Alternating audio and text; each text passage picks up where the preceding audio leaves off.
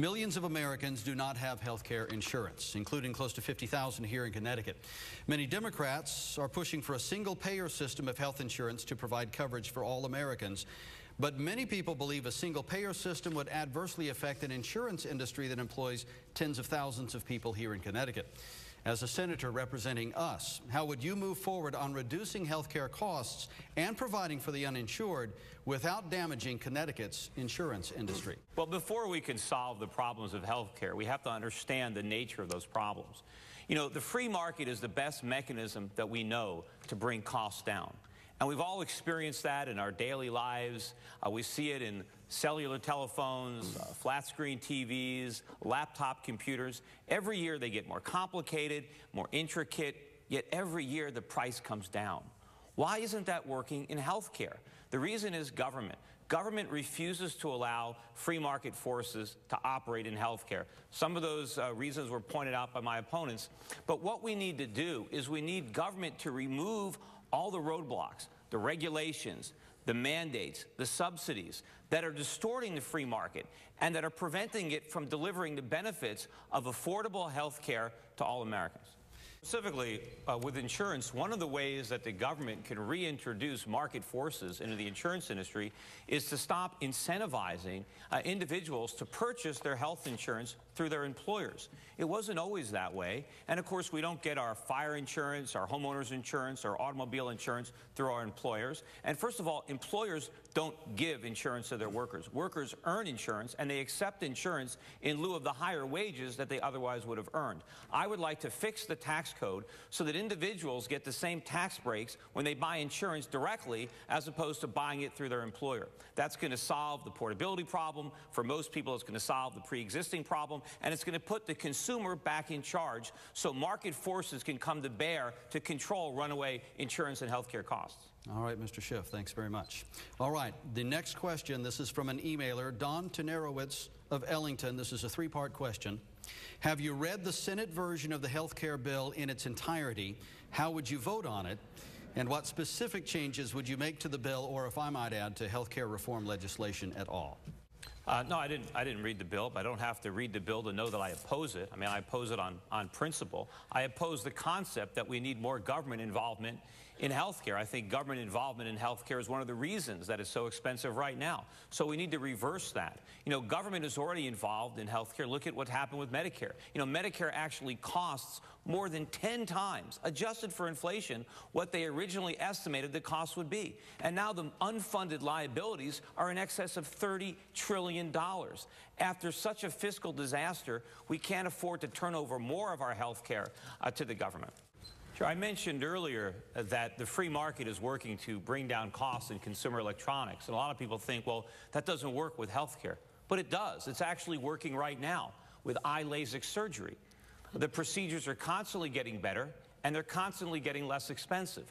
And the reason is insurance doesn't cover it. Consumers pay for it out of pocket, not through their paychecks, and so they do negotiate price. They do shop around, and the doctors performing the surgery know that. Unfortunately, we have a tax code that is encouraging an overutilization of insurance. We need to have the consumer more involved. We need to have routine medical procedures picked up out of pocket, and if the government would simply lower our taxes, which they could easily do, we'd have plenty of extra money to pay for the routine medical cares, and then insurance could be low cost for the catastrophic events that we all hope don't happen, but that we really need insurance for.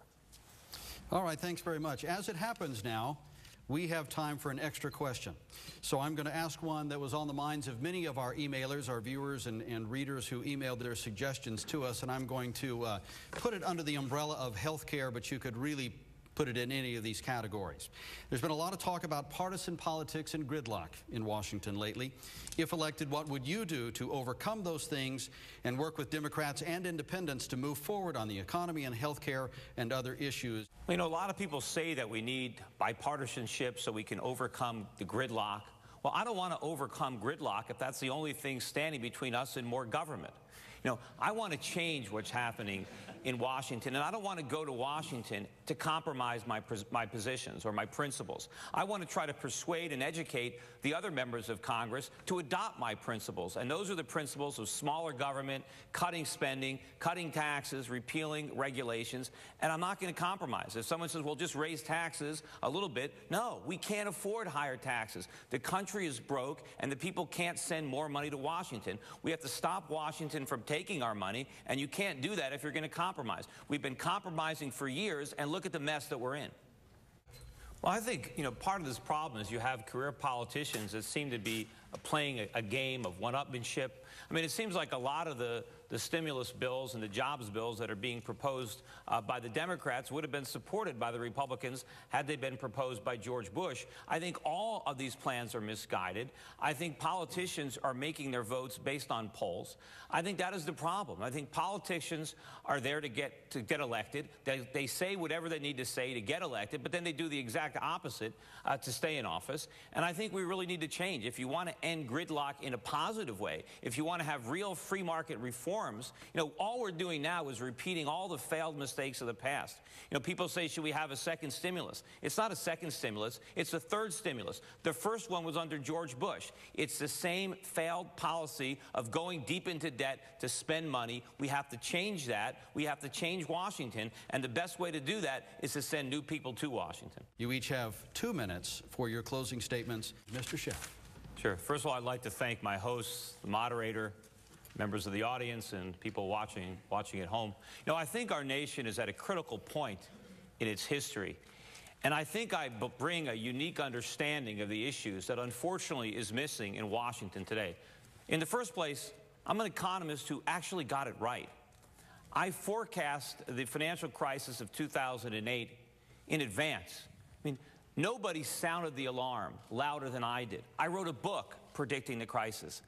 For 3 years, I was a fixture on financial and business television. I was on every week warning about the problems in the housing market, warning about the problems on Wall Street and in the banking sector, warning about the problems at Freddie and Fannie. And not only didn't anybody listen to me, a lot of people actually laughed at me. Number two, I'm a businessman. I'm an entrepreneur. I built my business from scratch. I started my brokerage firm in my one-bedroom apartment. I now employ more than 100 people in 6 offices. I understand where jobs come from because I've been involved in creating them. I know how businesses grow, but more importantly, I know why they don't. I know about the impediments that government places in our way. I know about the problems of bureaucratic red tape because I'm experiencing it right now firsthand in my own business. And I think, most importantly, I'm not a politician. Politicians, they don't care about your jobs. They only care about their own jobs. And everything they do is about perpetuating their own careers in Washington. It's about time that some of our career politicians lost their jobs. If you really want to change Washington, if you really want to shake things up, then elect me as your United States Senator. Because if you send me to Washington, I promise you one thing, that town will never be the same again. All right, candidates, well done. All right, well, thanks everybody who tuned in to watch the debate. I thought it was pretty interesting. I think all the candidates did a pretty good job. I think we certainly did a better job than the Democrats who were here last night. So hopefully that will help us out. I know that Blumenthal has been way ahead in the polls, and hopefully he came down a few pegs based on his rather poor performance last night. Hopefully I did good. I don't know. I mean, for me, I got no place else to go but up because I'm, third right now, so I had the most to gain and everybody else had the most to lose. But in any event, I hope you all enjoyed the debate, and keep watching me on YouTube. I put a lot of stuff out there, and so don't forget to keep tuning in.